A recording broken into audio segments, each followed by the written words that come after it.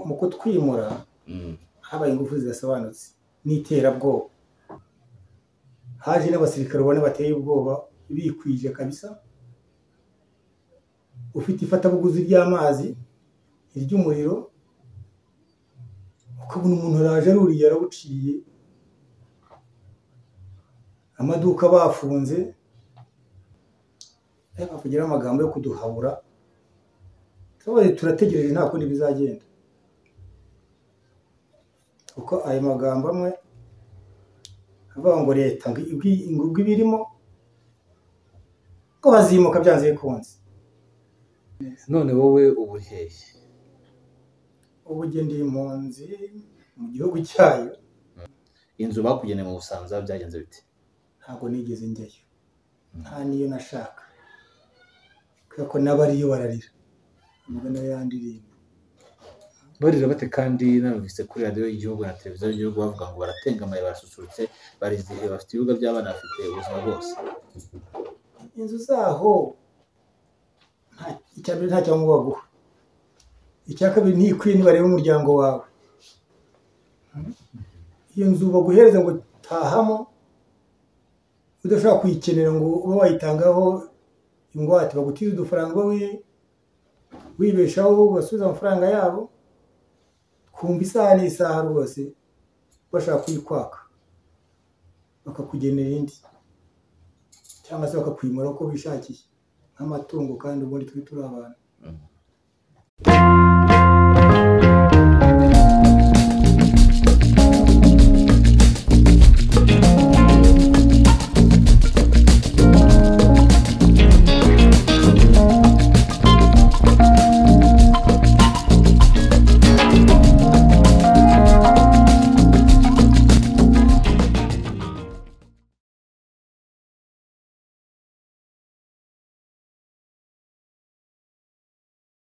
Ni Pax TV IREME News nk'uko bisanzwe. Turabashimira mwese aho muri hirya no hino hose ku isi mudukurikiye, tukaba dukomeje n'uruhererekane rw'ibiganiro byihariye twateguye ku kibazo cya Kangondo ya mbere, Kangondo ya kabiri na Kibiraro, aho zitwa Baranyana rw'impyisi, ariko ubu ngubu iryo zina ngo hari abahagurukiye ko risibangana burundu.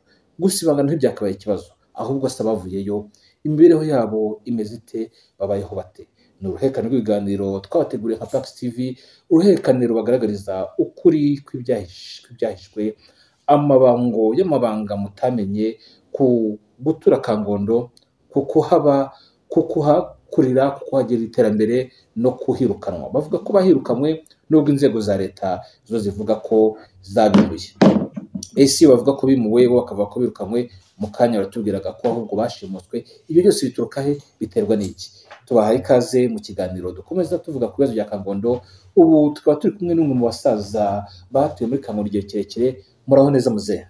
Muraho. Amazina yanyu mbere ko tuganira? Nitwa Ndayisenga Theoneste, ndi umuturage wari utuye Kangondo, Nyarutarama, umurenge ni Remera. Wari utuye muri Kangondo ya Nyarutarama, Nyarutarama Remera ya Gasabo, ururembo rw'u Rwanda. None ubu uri he? Ubayeho ute? Bimeze biti? Ubu twari dutuye Kangondo, hariya twimuwe mu buryo budasobanutse kubera ko hari hashimwe n'umushoramari, ndetse araza dukorera igenagaciro turyumvikanaho, ariko ibiciro bari bashyizeho byasaga nk'aho biteye ubwoba kubera ko nta hantu byari byanditse mu bitabo. Ubundi tugendera ku mategeko, igikorwa cyose kiba cyanditse mu bitabo, hari itegeko nshinga tugira n'andi mategeko tugomba kugenderaho. Ibyo navuga nyine uburyo twimuwe ko budafututse. Barabanje baza kudukorera ibiganiro batubwira ko bashaka kutwimura, turabyishimiye, tuti bagiye kutwimura bazatubarira, ndetse babyinjiramo baraza baratubarira. Igihe kigeze ngo ntabwo tuzabaha amafaranga cash, ahubwo tuzabubakira amazu. Duhereye hasi utubwira n'iryari baje bakabagira bakabwira ngo mugiye kwimurwa, muzabarirwa nyuma n'iryari baje akabihindura bitangira uhamaze igihe kingana cy'ubundi wahubatse ryari cyangwa hatuye ryari n'iryari babagezeho bababwira ko mutakikwiye kuhatura? mpamaze imyaka 15 kubera ko naragize 2007 ndubaka ndatura. Twari twamaze imyaka 2 bisanga akavuga imyaka 15 n'ibikorwa umuntu aba yarakoze usanga ari by'iyo myaka koko. Wahaguze ubutaka cyangwa wahaguze inzu? Nahaguze inzu n'ubutaka. Harimo inzu ntoya ndayongera ndatura nta kibazo, ibyangombwa byayo mbifite, ndasora uko bisanzwe uko amategeko yabivugaga, dutungurwa n'ibyo ngibyo byatubayeho. Barumbajije ngo nyuma yo kuhatura kuva 2007 n'iryari hatangiye kuvuka intugunda zituma mubwirwa cyangwa mumenyeshwa ko mutakiri abakwiriye gutura cyangwa abagomba kubaho ngaho? ndibuka hari umwanzuro twabonye w'inama njyanama y'akarere ka Gasabo wateranye ku itariki 15 z'ukwa kabiri 2018 uri kwiga ku bibazo bibiri. Ikibazo cya mbere cyari icy'abana bafite ibibazo byo kutareba,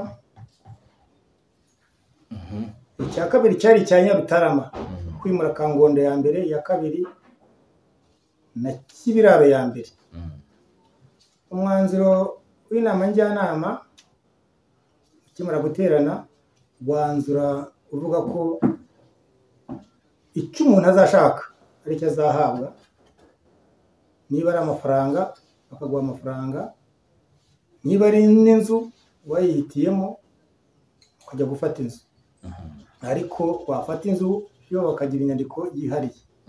Niko umwanzuro wa njyanama wari wanzuye, tubona wanzuye neza dukurikije n'ibitabo by'amategeko tugenderaho muri iki gihugu. Ubwo uwo mwanzuro tubonye dusanga uteguye neza, tuti nta kibazo. Nyuma yaho bati ni agahato kujya muri ariya mazu, ndetse hazamo igice kimwe gisenyerwa bavuga ko ari igishanga. Tubonye ko bigeze aho ngaho tuti tugana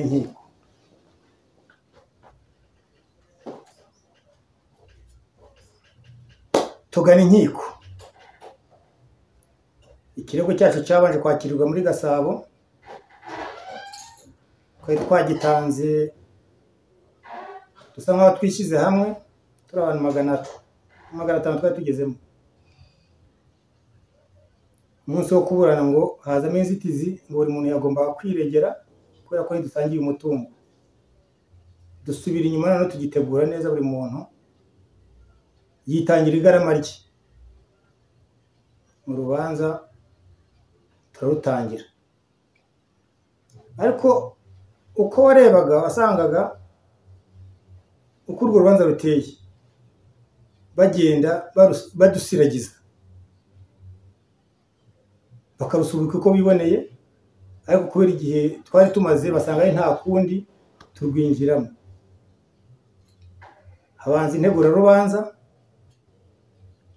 urubanza turujya mu mizi, rurapfundikirwa ndetse rushyirwaho n'amatariki yo gusoma.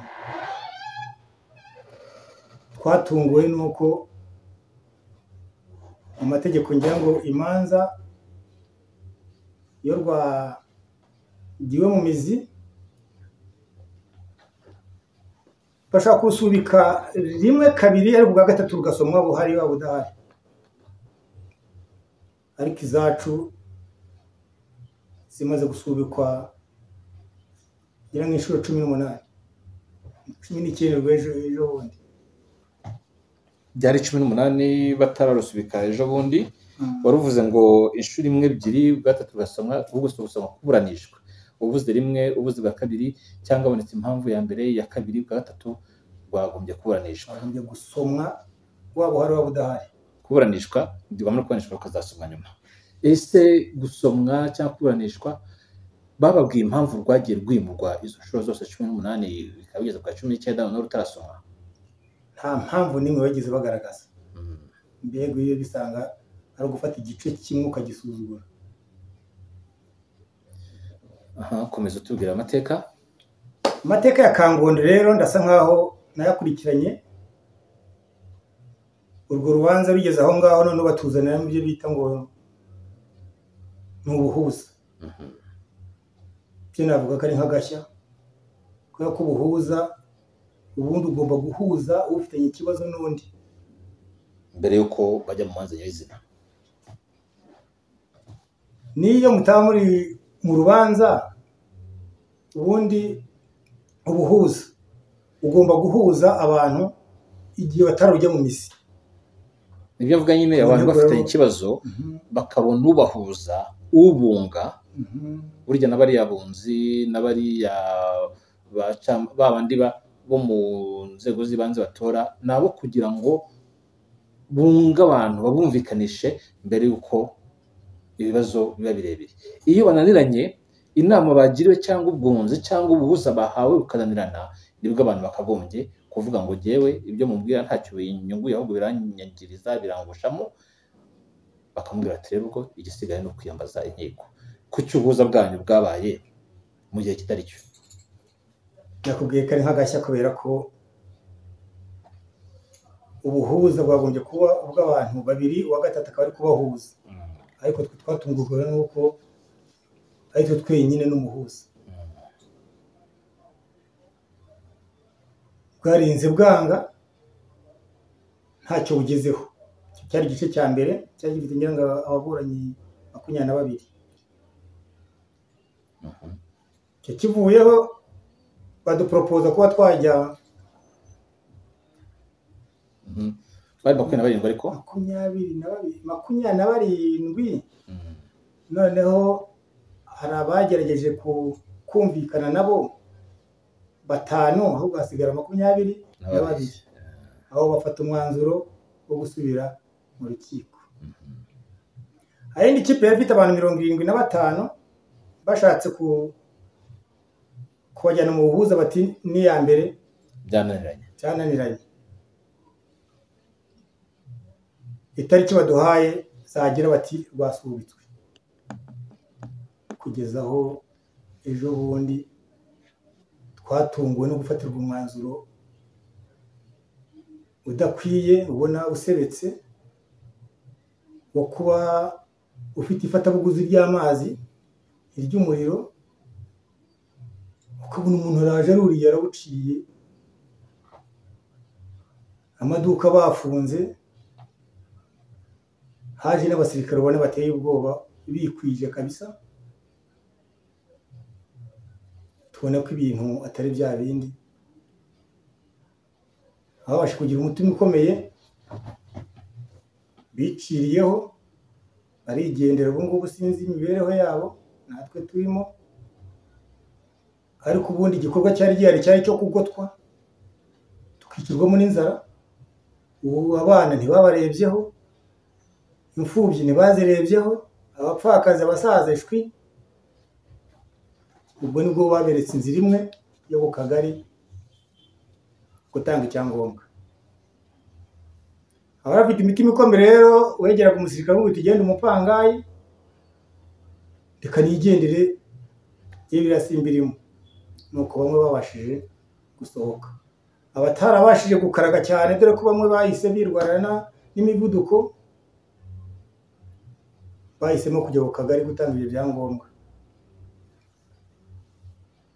Hagati y'aho ngaho ariko twabanje kujya dukorerwa amanama ubona asa nk'ayo kuduhabura. Ndabyibuka hari uwari ushinzwe Minisiteri y'Ubutegetsi bw'igihugu, harazatubwira ngo tuzimuka byanze bikunze. Hanyuze uwari Gatabazi, imbere ya Gatabazi hari aho Shyaka, imbere ya Shyaka hariho Kaboneka Francis. Ndetse yari yazanye igisirikare ubona nk'igiteye ubwoba. Ahubwo niba ari ibyo ngibyo twebwe reka tugane inkiko ko muzazijyamo mwarahavuye. Ubwo nibwo twafashe umwanzuro kugana inkiko. Ubu ngubu ukaboneka ahari ndamusuhuje ntabwo nzi amakuru ye. Muri aya manama menshi twagiye dukorerwa asa nk'ateye ubwoba, hagiye hacamo n'ibiganiro wumva byo kuduhabura. Ndibuka ikiganiro nzi ko nta tariki nibukamo cyakozwe n'ushinzwe uburenganzira bw'ikiremwamuntu, avuga ngo leta iyo yagiye mu kintu byanze bikunze kirakora. Ushinzwe uburenganzira bw'ikiremwamuntu ayo magambo ko witwa nde?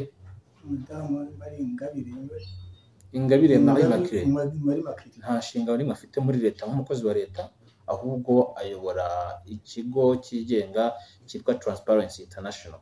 Ubwo ntabwo yavuze mu izina rya leta, yavuze ku ruhande rwe, wenda nk'umuntu ku giti cye cyangwa se mu izina ry'umuryango akuriye.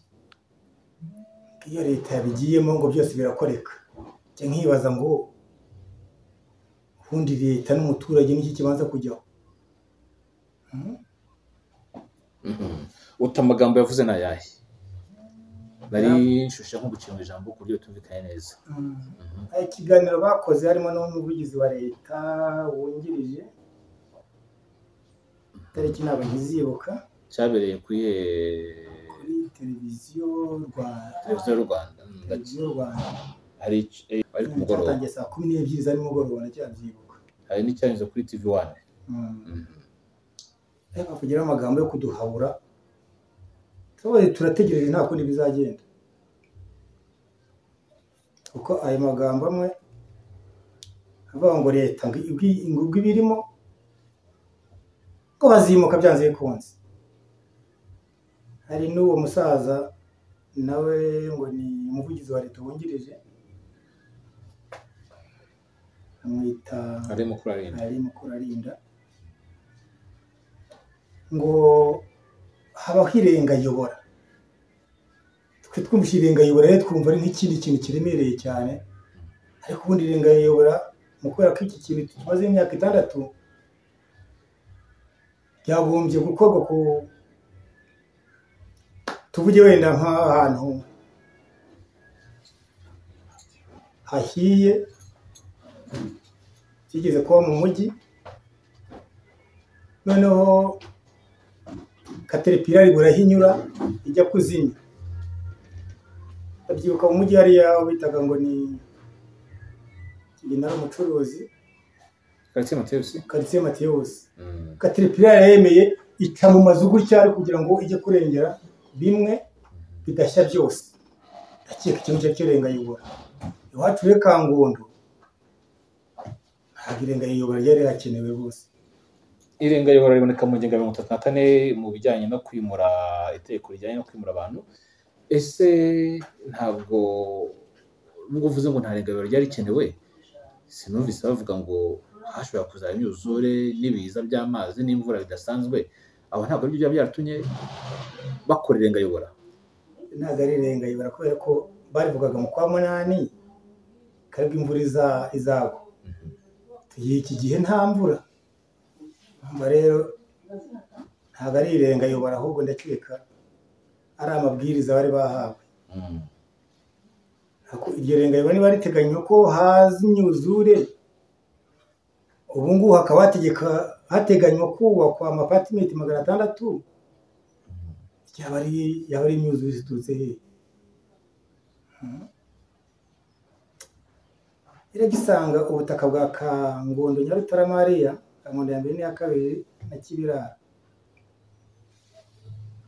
hari umuntu ubukeneye kandi akaba bukeneye ku busa, ndetse ko amahirwe dufite twaganye inkiko. Iyo ndebye nsanga dutegereje umwanzuro w'urukiko. Iyo uvuze ngo umuntu ubukeneye kandi bukeneye ku busa ni ukuvuga kubona nta kiguzi, nta mafaranga agutanzeho, cyangwa ubu itegeko ryo kwimura abantu ku nyungu rusange rirasobanutse neza, bivuga ko umuntu agomba guhabwa ingurane ye mu mafaranga cyangwa ikindi kintu mwicaranye mukakiganiraho mukacyumvikanaho. Ibyo barabyirengagiza bagafata n'umwanzuro wo kuza gusenyera umuntu no kumwicisha inzara, ariko uburyo twavuyemo bonaga ko bitari iby'abantu ahubwo ari iby'ubunyamaswa. Fata abasirikare bangana kuriya, abasirikare bakaza biteguye imirwano mu basivile, ukabona afite uburakari. Hari n'abari baje bavuga ngo ni abavolonteri ngo baje kudufasha guterura imizigo. Hari bamwe nabonye nsanga ndabazi. Ubazi he? Mu gisirikare. Sanga rero cya kintu cyari cyapanzwe cyari cyahatari, aho kuba nta muntu waguye, Imana ishimwe. None bivuze ko witwaga volontaire narababonye babaga bambaye utuje tumeze nk'utwa polisi babaga mu muhanda cyangwa abantu bari kubaka ku mashansiye, abo ngo harimo n'abari abasirikare. Hari ahantu agiye gucaginga telefone ye yatse bamubonamo, ariko hari n'abandi bacaracaraga mu gihugu bwanjye nzi neza. Bivuga ko niyo bavuga ibibazo mwari kuba muvuga muti abana abasivili bagenzi bacu bakaba ukamo ibya gisirikare. Twari kuvuga ngo ni aba volontaire baje kudutwaza, ariko ari ibindi bintu nyine bagamije. Ese volontaire aza mu basirikare cyangwa bagombye gufata nk'ikipe y'abanyeshuri cyangwa abandi basivili? Komeza tubwire. Icyo nyine ngo cyabayeho, Caterpillar iraza Kangondo ya kabiri, harimo Caterpillar ebyiri kwigize imwe. Caterpillar ebyiri muri Kangondo ya kabiri n'iya mbere, noneho Kibiraro ho harimo 3. Njye nabashije kubona 5, kubera ko Kibiraro ya mbere harimo 3, Kangondo ya mbere n'iya kabiri harimo 2. Izo nizo wabonye bitewe n'aho wanyuze, bivuga ko aho utanyuze cyangwa utageze hashobora kuba hari izindi nyinshi zishoboka, kubera ko bonaga ari igikorwa giteye ubwoba, ari ivumbi ritumuka hejuru. Nubwo twahise dufata imyanzuro yo kwihungira, bamwe twibera mu buhungiro nyine nta kundi kuntu twabigenza. Ubu dutegereje umwanzuro w'urukiko, niba uzasoma uko itegeko riteganya cyangwa niba bazawihorera. Ubundi amakuru yanjye ndakeka ari ayo ngaho, nkaba nduhutse mu mutima kubera ko numvaga ndemerewe cyane. Hanyuma wowe ujya kwimuka wavuye ujya he? Ese warabariwe wanga kwimuka? Ntiwabariwe? Byagenze bite kugira ngo ubu uri aho uri uyu munsi hatari aho abandi bari? Narabariwe, ndetse ibiciro igenagaciro banzaniye nk'uko itegeko rivuga nsubishaho mu minsi 10. Ndategereza icyo bashobora kumpa kirabura. Nibwo twahise tugana urukiko, ariko tumaze imyaka 6 kuvuga ko ibyo biciro batubariyeho icyo gihe, uyu munsi buri mwaka igiciro kigenda kizamuka cy'ubutaka, cyangwa uko ibiciro biri ku isoko nk'isima, isukari, ibintu nk'ibyo ngibyo. Twumva rero, ariko twagishyize mu myanzuro y'urukiko ko urukiko ruzakata urubanza uko ruri, kubera ko twanditse ko niba uwo mushinga ukomeje ko bazatubarira ku biciro biri ku isoko uyu munsi. Ese ko iyo umuntu yabaga afite inzu imwe, yaba nini yaba ntoya, ariko abenshi ku nini babaga barimo batuyemo, akajya n'izidakodesha ku ruhande, izidakodeshwa ntibazitagaho, bafataga izidakodeshwa yayindi atuyemo bakayibarira amafaranga nayo makeya. Aho urukiko ruramutse rutegetse ko mwishyurwa imitungo yose uko yakabaye, ntabwo umujyi wa Kigali wakongera kujurira ubona uvuga uti nta gihamya cy'ibyo mwari mufite, wenda hagakoreshwa hakiyambazwa kujya kuri teha bagasanga n'ubundi ibyo bihamya mutakibifite byarasenywe? Iki kirasobanutse neza. Dufite amagenagaciro, niyo bazaheraho niyo bazemeza, kubera ko ntiyayivuguruza, kubera ko ibyangiye bishimye. Iyo mfite ndakeka rero yakuba hari abatakiyafite, yatwawe, yazimiye, hari abayatswe, hari n'abatswe ibyangombwa byose kugira ngo bajyanwe mu Busanza cyangwa ahandi. Ababifite aho si bo bake ababisigaranye. Iki ndacyumva, kubera ko mu kutwimura habaye ingufu zidasobanutse n'iterabwoba. Hari abakibifite wenda byagenderwaho, ariko utayifite bazamugenera, kubera ko nta hantu yashingira. ubundi mu rukiko n'ibimenyetso niba nta bimenyetso gifite se simbizi ko bizagirana mu mategeko ntabwo ntayasobanukiwe neza. none wowe ubu uri hehe? ubu ndi impunzi mu gihugu cyayo. niba udashaka kuvuga izina ryaho si ngombwa, ariko ntabwo ndaho nari ntuye, aho ndi ndakodesha. si mu Busanza. inzu bakugeneye mu Busanza byagenze bite? ntabwo nigeze njyayo, nta niyo nashaka, kubera ko n'abariyo bararira umugani we yandirimba. Barira bate? kandi narumvise kuri radiyo y'igihugu na televiziyo y'igihugu bavuga ngo baratengamaye, barasusurutse, barizihiwe, bafite ibibuga by'abana, bafite ubuzima bwose. inzu zaho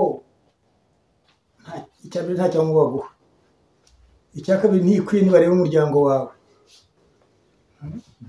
iyo nzu baguhereza ngo tahamo udashobora kuyikenera ngo ube wayitangaho ingwate, bagutiza udufaranga wibeshaho ugasubiza amafaranga yabo, kumva isaha n'isaha rwose bashaka kuyikwaka, bakakugenera indi cyangwa se bakakwimura uko bishakiye nk'amatungo, kandi ubundi turi abantu. tugana ku musozo, ijambo uha leta, icyo ubwira leta ni iki?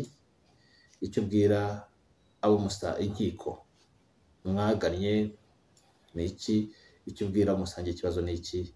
icyo ubwira abanyarwanda muri rusange ni iki? ni ibyiciro bine: leta, inkiko, abo musangiye ikibazo, n'abanyarwanda muri rusange. ubutumwa kuri buri rwego muri izo enye. kanjye kuri leta, iyo ko mbona leta ahubwo nishakiye abandi bajyanama batari aba ngaba bagiye mu kibazo cyacu, kubera ko niba turi mu gihugu kigendera ku mategeko, umuntu ugasanga ashyize hirya, aho umujyanama umubwira ati nyamuneka warengereye, ndakeka leta yagerageza agahindura abajyanama bayo. icyo ni cyo kimwe. icya kabiri, ubutumwa uha inkiko. inkiko nizirebe mu bitabo, zirebe ibyanditswe,